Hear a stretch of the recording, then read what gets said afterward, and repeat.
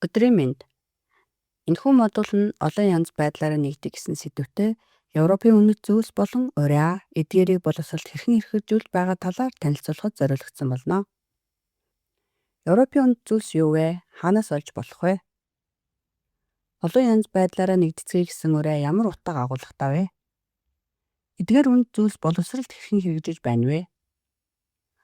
Европын холбооны үнэт зүйлс юу вэ? Европын холбооны гэрээнд дараах Европын үнэт зүйлсийг жагсаасан байдаг. Хүний нэр төр, эрх чөлөө, ардчлал, тэгш байдал, хуулийн засаглал, хүний эрх. Европт их тайван, эвлэрэл, ардчлал, хүний эрхийг хөхүүлэн дэмжихэд гаргасан хүчин чармаалтынхаа төлөө 2012 онд Европын холбоо Нобелийн их тайвны шагналыг хүртжээ. Олон янз байдлаараа нэгдэцгээе гэсэн ураа ямар утга агуулгатай вэ?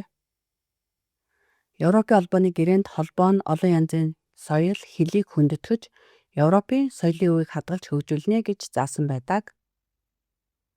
Европын ураа нь Европын холбооны хамтын ажиллагаа, Европын их тайван, хөгжил цэцэглэлтийн төлөөх ирмэлцэл нь Европ төвийн олон янзын соёл, хэл уламжлалаас үүдэлтэй болохыг харуулдаг.